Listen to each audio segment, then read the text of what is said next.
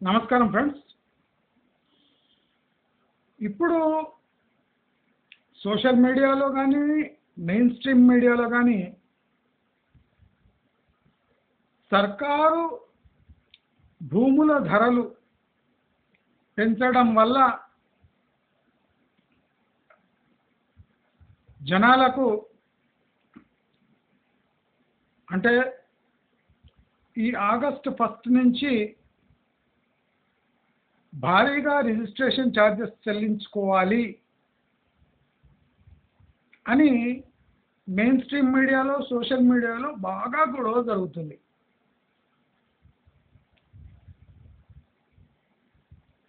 ఈ గొడవ అసలు ఇది గొడవనేనా లేదా ఇన్వెస్టర్స్ లేదా భూ కొనుగోలుదారులపై జరుగుతున్న కుట్రనా? ఎప్పుడైనా మంచి మార్గంలో ఇన్వెస్టర్స్ లేదా భూమి కొనాలని ఆకాంక్షించే వాళ్ళని రక్షించడమే మంచి మార్గం పని. నేను ఈ వీడియో బాగా ఆలోచించి పెడుతున్నాను. చాలా మందికి ఇప్పుడు ఆగస్టు 1 భయం పుట్టుకుంది. అంటే ఆగస్టు 1కు ఏదో భూకంపం వస్తుందని, సర్కారు భూముల ధరలు పెంచడం వల్ల విపరీతమైన రిజిస్ట్రేషన్ ఛార్జెస్ చెల్లించాలనే ఒక రాంగ్ ఇన్ఫర్మేషన్, మిస్లీడింగ్ ఇన్ఫర్మేషన్ అందరికీ స్ప్రెడ్ చేస్తున్నారు. మీరు మంచి మార్గంలో ఎలా చెప్తే అలా చేస్తే మీకు ఆ భయం ఉండదు. అసలు ఈ ఆగస్టు 1 ఈ భూమి యొక్క విలువలు పెంచడము అని ఈ విండో ఎందుకు ఇచ్చిండ్రు అంటే ఈ 1 మంత్ విండో సర్కారు ఎందుకు ఇచ్చింది అని ఆలోచిస్తే, ఈ 1 మంత్ జనాలను భయపెట్టించి ఆగస్టు 1కు అన్ని ధరలు రిజిస్ట్రేషన్ ధరలు పెరుగుతాయి కనుక ఈ 1 మంత్లో మీరు తల కింద కాళ్ళు పైన చేసైనా డబ్బు సమకూర్చుకొని తొందరగా రిజిస్ట్రేషన్లు చేయించుకోండి అని భయపెట్టడానికి ఈ 1 మంత్ గ్యాప్ ఇచ్చారు. గమనించండి.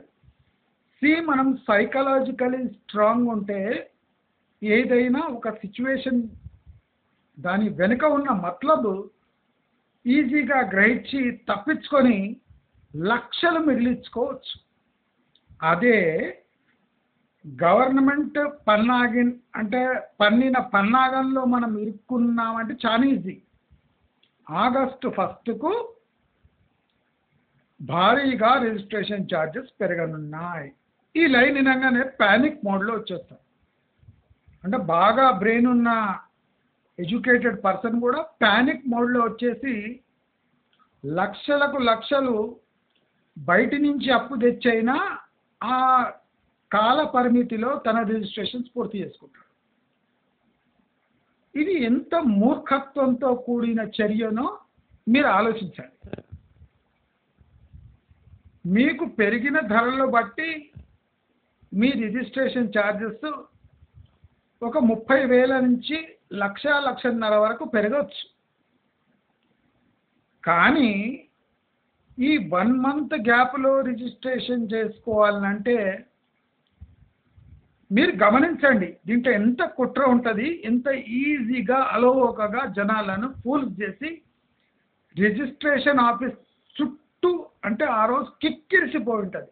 ఈ 1 మంత్ వరకు హెక్టిక్ రిజిస్ట్రేషన్. ఎందుకంటే రిజిస్ట్రేషన్ ఛార్జెస్ పెంపు అనగానే ముష్టి 30-40 వేల కోసము ముష్టి ముష్టి 30-40 వేల కోసం మిగిలించుకోవడానికి జనాలు తండోపతండాలుగా అడ్డమైన రేట్లలో భూములను కొంటారు. అమ్మేవాడు కూడా ఇదే 1 మంత్ విండో చూసుకొని మీరు లేట్ చేశారంటే రిజిస్ట్రేషన్ ఛార్జెస్ పెరిగిపోతాయి, నేను నెగోషియేట్ చేయను, మేము చెప్పిన ధరలో కొంటే మీకు రిజిస్ట్రేషన్ తక్కువ ఉంటుంది, మీరు ఇంకా లేట్ చేస్తే మీకే రిజిస్ట్రేషన్ ఛార్జెస్ ఎక్కువ పడతాయని భయపెట్టించి మరీ ఎక్కువ రేట్లో భూములు ఈ 1 మంత్ విండోలోనే అమ్మేస్తారు. జాగ్రత్తగా ఉండాలి. దయచేసి ఈ వీడియో మీ ఫ్రెండ్స్, ఫ్యామిలీ మెంబర్స్, మీ సోషల్ సర్కిల్స్లో షేర్ చేయండి. ఇది సైకలాజికల్ గేమ్, ఎలాగో చెప్తాను. మంచి మార్గం చూస్తూనే ఉండండి. చూడండి, ఇప్పుడు భూముల ధరలు 3 ఇంతలు పెరిగాయి. ఇది గవర్నమెంట్ కూడా చెప్తుంది. అంటే 100 ఉన్నది 300 ఉంటుంది. అయితే ఈ 300% ఇంక్రీజ్ అయిన భూములు ఇప్పుడు చచ్చుబడ్డాయి. అంటే భూముల ధరలు ఎవ్వరూ తగ్గించుకోవడానికి రెడీగా లేరు, కానీ అమ్ముడు పోతలేవు. భూముల ధరలు ఎవ్వరూ తగ్గించడానికి రెడీ లేరు అన్నది అమ్మకందారు యొక్క ఆత్మవిశ్వాసం. మరి మీ ఆత్మవిశ్వాసం ఏమి? ఎప్పుడు ఆలోచించలే కదా ఇట్లా. కొనేవాడి ఆత్మవిశ్వాసం ఎలా ఉండాలి? కొనేవాడు భూముల ధరలు 300% ఎక్కువ పలుకుతున్నాయి, ఈ భూముల ధరల్లో ఇప్పుడు చలనం లేదు, భూములు ఏవి అమ్ముడు పోతలేవు కనుక 1 సంవత్సరం ఆగితే ఈ 300% పెరిగిన భూముల ధర 100% పడ్డా, 300% పెరిగింది కదా, 100% పడ్డా, ఫర్ ఎగ్జాంపుల్ 30 ఇది 90 అయింది, అది 60 అయింది అనుకోండి, అవుతుంది కూడా. నా నోటి ద్వారా ఏదైనా ప్రిడిక్షన్ వెళ్ళిందంటే అలాగే జరుగుతుంది. ఈ 90 లక్షల ప్రాపర్టీ 60 లక్షలు అయిందంటే మీకు 30 లక్షల మిగులు. మీరు రిజిస్ట్రేషన్కి తొందరపడితే 7.5% రిజిస్ట్రేషన్ ఛార్జెస్. మీరు రిజిస్ట్రేషన్ ఛార్జెస్ 1,00,000 రూపాయల కోసం ఆశపడితే మీకు 30 లక్షల నష్టం. ఇదెందుకు ఆలోచించాలి. మనకి ఇన్ని రోజులు ఏమైందంటే అలవాటైపోయింది, ప్రతి సంవత్సరం పెరగడం, ప్రతి 3 నెలలకు పెరగడం. కేసీఆర్ 2 సార్లు భూ ఛార్జెస్ పెంచాడు అంటే ఇది మనకు రొటీన్ అయిపోయింది. భూమి ధరలు పడడం మనం ఎరగం, ఇప్పుడు భూముల ధరలు పడుతున్నాయి, విపరీతంగా పడుతున్నాయి. అంటే మనం సంవత్సరం రిజిస్ట్రేషన్ ఛార్జెస్ పెరిగినా రిజిస్ట్రేషన్ చేసుకోకపోయినా మనకు 30 లక్షల ఆదా. ఒక 30-40 లక్షల ప్లాటు 1 సంవత్సరం తర్వాత 25 లక్షలకు దొరుకుతుంది, 10 లక్షలు ఆదా. మనకు రిజిస్ట్రేషన్ ఛార్జెస్ ఎంత పెరిగి ఉంటుంది? ఒక 50,000, 1,00,000 రూపాయలు పెరిగి ఉంటాయి. మన ముష్టి 1,50,000 లక్ష కోసము ఒక 10 లక్షల ఆదా వదులుకుంటామా? ఈ వీడియో అందరితో షేర్ చేయండి. మీకు లక్షలు మిగలకపోతే సంవత్సరం అయిన తర్వాత నన్ను అడగండి.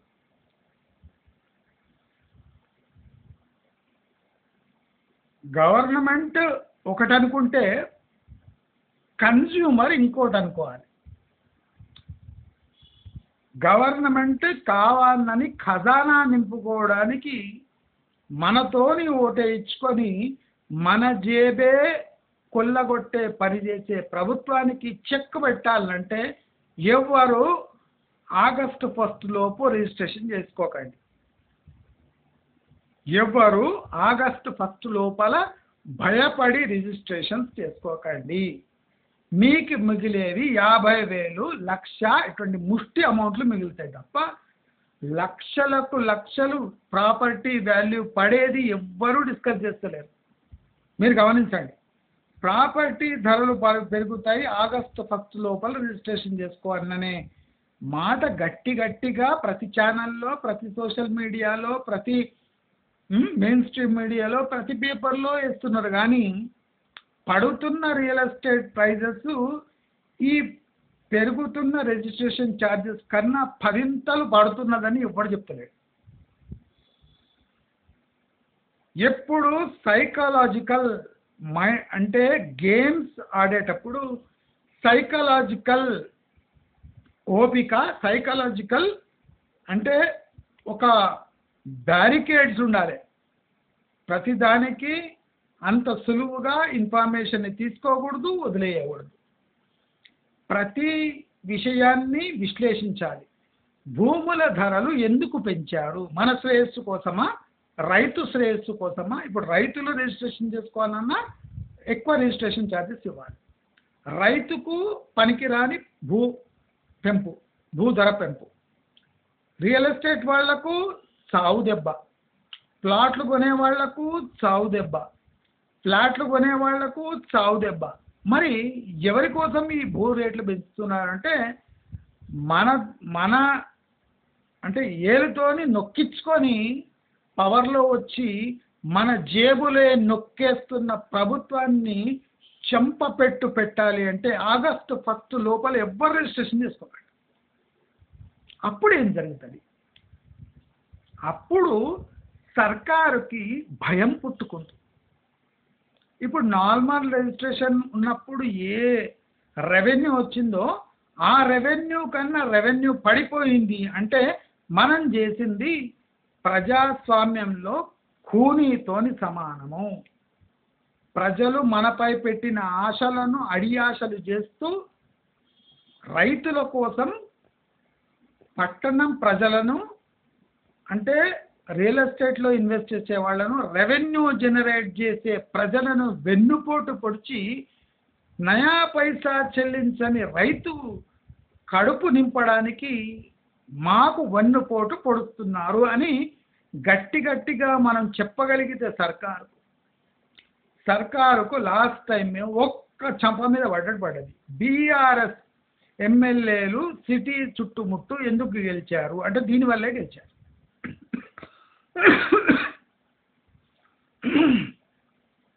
ప్రతి ఒక్కటి రైతు సంక్షేమము. రైతు అంటే రైతు ఏమైనా తక్కువ అమ్ముతున్నాడా?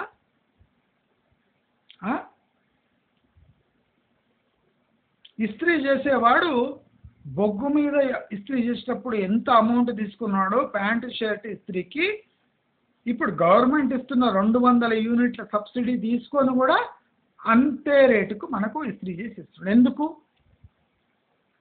కరెంటు ఫ్రీ అయినప్పుడు ఇస్త్రీ చేసేవాడు తన రేట్లు తగ్గియాలన్నా లేదా? వానికి ఖర్చే లేదు కదా, బొగ్గు ఖర్చే లేదు కదా. గవర్నమెంట్ సబ్సిడీ తీసుకొని ఒక పని చేస్తుండంటే సిలిండర్ చూడండి, గవర్నమెంట్ సబ్సిడీ అయితే మనకు వస్తుంది సబ్సిడీ.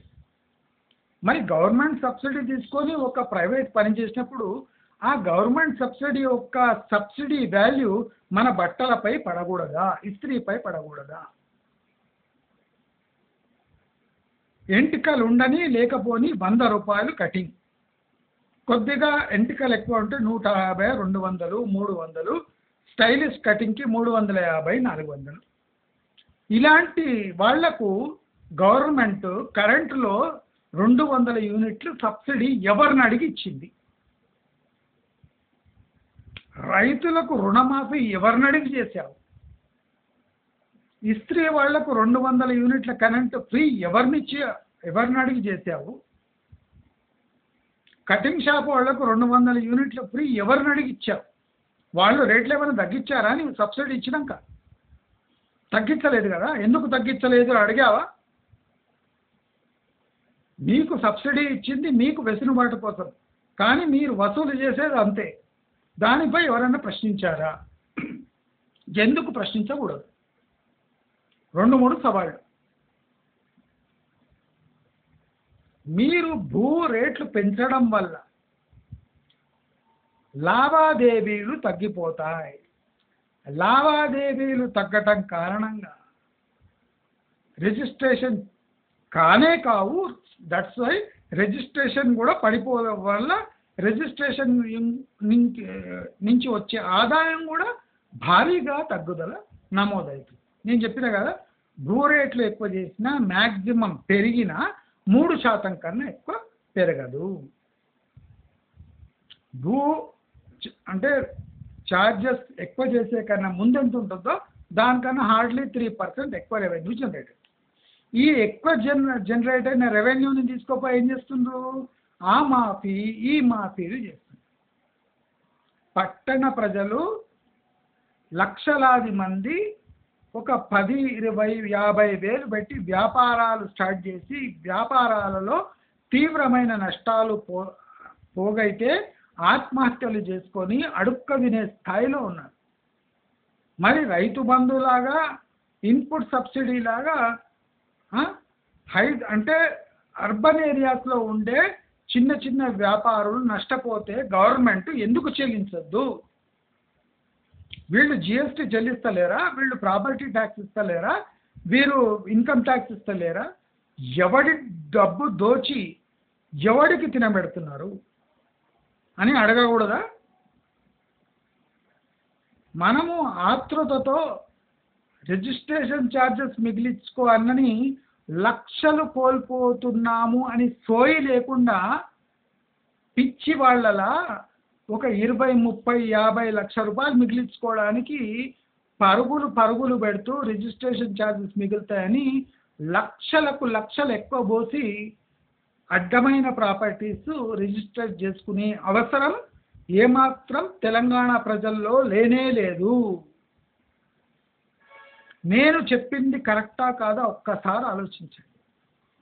భూముల ధరలు పడే సమయంలో ఆర్టిఫిషియల్గా భూముల ధరలను పెంచి దానిపై రిజిస్ట్రేషన్ రుసుమును పెంచి ప్రజలను పీల్చి పిప్పి చేసే ప్రభుత్వం యొక్క చర్యను మనం అందరం తిప్పి కొట్టాల్సిందే. ఎవ్వరు ఆగస్టు 1 లోపల ఎవ్వరు రిజిస్ట్రేషన్ చేసుకోకండి. ఏం కాదు, మీకు చూడండి టోటల్ ప్రాపర్టీ ప్రైసెస్ ఒక 20-30% పడటం వల్ల మీకు ప్రాపర్టీస్ పై ఒక 10 నుంచి 20-30 లక్షల వరకు ఆదా అవుతుంది. దానికి మీకు ఆదా అవుతున్న రిజిస్ట్రేషన్ ఛార్జెస్కి కంపేర్ చేసుకుంటే నక్కకు నాగలోకానికి ఉన్న డిఫరెన్స్ ఉంటుంది. రిజిస్ట్రేషన్ ఛార్జెస్లో 50,000 మిగులుతాయని కక్కుర్తి పడితే మీరు పడబోయే 10-20 లక్షలను మీరు ఎంజాయ్ చేయలేరు. భూ రేట్లు పెరగవు, పడతాయి. ఇన్స్పైట్ ఆఫ్ గవర్నమెంట్ తమ వంతు ఒత్తిడి పెట్టి ఆ ల్యాండ్ రేట్స్ని పెంచిన డిమాండ్ పడిపోయి గవర్నమెంట్ రేట్స్ అంటే ఏమున్నాయో దాన్ని పటాపంచలు చేస్తూ తక్కువ అంటే అప్పటికన్నా తక్కువ రిజిస్ట్రేషన్స్ అయి గవర్నమెంట్కి రెవెన్యూ పడిపోవటం వల్ల మళ్ళీ గవర్నమెంట్ పునరాలోచనలో పడి భూ రేట్లు తగ్గించడం లేదా వెసులుబాటు కలిగించడం. మనము సంవత్సరం ఆగితే 20-30% తక్కువకే ప్లాట్లు, ఫ్లాట్లు, విల్లాలు, అగ్రికల్చర్ ల్యాండ్స్ మనకు దొరుకుతాయి. ఎవ్వరు పిచ్చోళ్ళలాగా రిజిస్ట్రేషన్ ఛార్జెస్ అరాకొరా మిగులుతాయి, పైసా లెక్క మిగులుతాయని కోట్లు నష్టపోకండి, లక్షలు నష్టపోకండి, వేలు నష్టపోకండి. ముష్టి రిజిస్ట్రేషన్ ఛార్జెస్ వాళ్ళ ముఖాన పడేసి సంవత్సరంన్నర తర్వాత 20-30% తక్కువ రేటుకే ప్రాపర్టీస్ కొనేసి ఆ గవర్నమెంట్కి ఏం ముఖం మీద పడేసి ఉంటాయి 50,000, 30,000 ముఖం మీద పడేసి ₹1,00,000 ముఖం మీద పడేసి రిజిస్ట్రేషన్ చేసుకోండి. వడ్డీ ఒక 20 లక్షలు ఎక్కువ చెల్లిస్తున్నామంటే దాని వడ్డీ లెక్కేసుకున్నా మీకు ఈ తొక్కల రిజిస్ట్రేషన్ ఛార్జెస్ ఏ లెక్కలోనూ రావు. అందుకోసం అందరూ అధైర్యపడకండి, ధైర్యంగా ఉండండి, బ్రెయిన్ యూజ్ చేయండి, క్యాల్కులేషన్ చేసుకోండి, ఆదాని క్యాల్కులేట్ చేసుకొని చూసుకోండి. పెరిగిన రిజిస్ట్రేషన్ ఛార్జెస్ మీ గోటితో సమానం కాదు. ఆలోచన చేయండి, తొందర పడకండి. ఎవరైనా తొందర పెడుతున్నా వాళ్ళ చంపనొకటేసి మూలన కూర్చోబెట్టి సంవత్సరంన్నర తర్వాత మీకు 20-30% పడిపోయిన భూములను 20-30 లక్షల అంటే తక్కువ వాల్యుయేషన్తో ముష్టి 50,000 పడేసి రిజిస్ట్రేషన్ అందరూ చేసుకోండి. సుఖంగా ఉండండి. ఎప్పుడు మంచి మార్గం చూస్తూనే ఉండండి. ప్రజల పక్షాన, ఇన్వెస్టర్స్ పక్షాన నిలిచే ఏకైక ఛానల్ మంచి మార్గం ఛానల్. మంచి మార్గం ఛానల్ సంవత్సరం పూర్తి కావస్తుంది కనుక మీకు ఫైనాన్షియలీ ఈ ఛానల్కి ఏమైనా సపోర్ట్ చేసేది ఉంటే నా సేవింగ్స్ అకౌంట్ నంబర్ నేను నా కమెంట్ బాక్స్లో డిస్క్రిప్షన్లో ఇస్తాను, మోస్ట్లీ కమెంట్ బాక్స్లో ఇస్తాను. దయచేసి మీరు ఈ వీడియో చూశాక మీకు ఈ నా సంవత్సరం పాటు నా వీడియోలు నచ్చినట్టు అంటే మీరు దయచేసి నా ఛానల్కి ఫైనాన్షియల్ సపోర్ట్, నేను ఇంత అని చెప్పాను, ఫైనాన్షియల్ సపోర్ట్ తప్పకుండా చేస్తారని ఆశిస్తూ నమస్కారం.